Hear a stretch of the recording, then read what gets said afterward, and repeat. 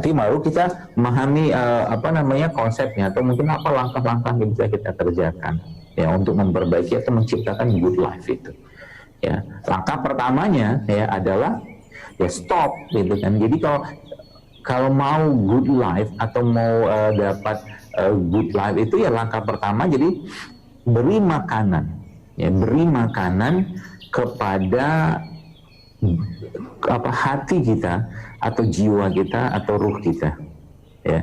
Bahasa saya begini, makanannya untuk fisik kita adalah ya katakanlah ada tomat, ada sayur, buah, apa segala macam, itu makanan untuk fisiknya kita. Tapi hati kita, jiwa kita atau iman kita, apa makanannya? Makanannya justru tidak makan ya, makanannya justru tidak makan. Jadi kalau mau jiwanya atau pengen punya kehidupan yang bukan good lagi tapi better life ya, atau mungkin kehidupan yang jauh lebih baik, maka kurangi makanannya ya. Artinya berarti ada syariatnya nggak ada yang kita kenal dengan puasa, atau kalau sekarang orang bilang intermittent fasting lah, atau mungkin melaparkan diri lah, atau mungkin macam-macam lah istilah orang-orang ilmuwan zaman sekarang. Tapi saya katakan sebenarnya paling gampang ya, mari melaparkan diri, mari mau berpuasa.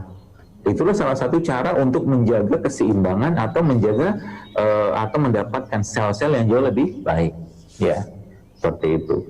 Baru nanti kita masuk yang kedua. Jadi kalau kita bicara yang kedua, nah setelah ini dipuasakan, dikuatkan dengan melaparkan diri untuk tidak terlalu banyak atau tidak banyak makan, ya, maka yang kedua yang kita lakukan adalah dikeluarkan bahan-bahan atau mungkin sel-sel yang bermasalah tadi. Ya, makanya kalau Anda lihat urutannya dalam Islam. Jadi kalau kita bicara tentang kesehatan Islam itu ikutin saja, atau mungkin urutannya sudah jelas kan nanti contoh, mungkin ada urutan yang Nabi katakan, Nabi pernah berpesan kepada Abu Hurairah radhiyallahu anhu, beliau SAW berpesan kepada Abu Hurairah radhiyallahu anhu untuk berpuasa 3 hari dalam sebulan yang kita kenal sebagai puasa Yaumul Bid, ya 13, 14, 15 udah lewat nih.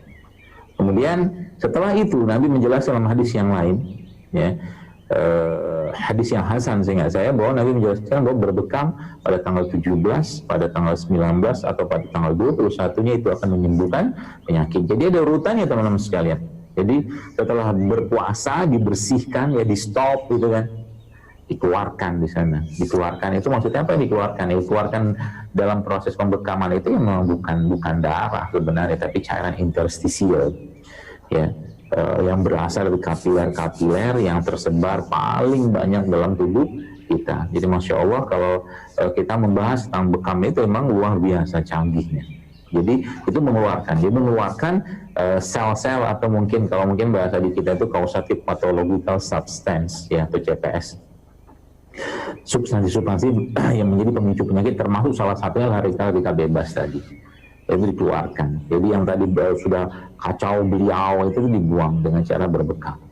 Jadi itu yang kedua. Nah, jadi if you want to have a better life ya tadi ya, pertama tadi dia bersihkan, mulailah untuk nyetop, kurangi ya makanan-makanan yang tidak sehat. Dan kita tahu kok, teman-teman gak usah diajarin lah. Jadi kalau saya sampaikan kepada Anda ya, misalkan lah ya, 1 piring nasi goreng misalkan dengan 1 piring ya, let's say paling sederhana lah pecel atau apa namanya gado-gado lah, nggak usah pakai kerupuk. Ya, kita kan paham bahwa jauh lebih banyak seratnya, ya jauh lebih penuh dengan enzim, mineral, vitamin pada gado-gado atau pecel tadi, gitu loh. Jadi kalau hal-hal seperti itu nggak, cuman kadang-kadang nafsu kita aja. Bahkan ada yang sampai komentar ya, ngapain juga ngikutin Dr. Zaidul ribet, makan ini makan itu segala macam. Bukan masalah ribet-ribetnya, cuma memang kebiasaan kita ya, hanya sekedar kebiasaan yang mungkin kita banyak orang selama ini tuh lebih banyak mengkonsumsi makanan dalam rangka menyenangkan lidahnya. Ini kan bahasa umum aja sebenarnya, adalah mengkonsumsi makanan dalam rangka memuaskan selera atau ya sekedar lidah sajalah, seperti itu. Jadi itu dikeluarkan ya, dan ada hadis Nabi menjelaskan bahwa itu dilakukan pada setiap bulan ya. Dan memang sel tubuh kita ini baru sekalian beregenerasi Ya itu beda-beda waktunya. Sel lambung beda, ya. Sel kulit beda, darah kita beda. Kalau kita kenal kan darah merah itu diproduksinya per 3 bulan atau 120 hari gitu kan. 4 bulan maaf, 120 hari. Lambung itu ya, itu per 5 sampai 6 hari. Ya, jadi saya katakan, oh benar juga sih kenapa kita ada puasa-puasa sunnah gitu kan. Memang ternyata untuk memperbaiki, untuk meregenerasi sel-sel yang ada tadi. Ya.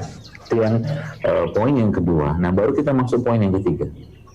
Yang poin yang ketiga ini yang kita kenal dengan, atau mungkin saya sebutnya, kita baru masukkan. Jadi pedomannya apa? Pedomannya adalah masukkan semua yang halal, yang pastinya wajib itu, ya, dan yang baik, gitu kan, atau yang thayyib, ya, dan tidak berlebihan. Itu semua pedomannya.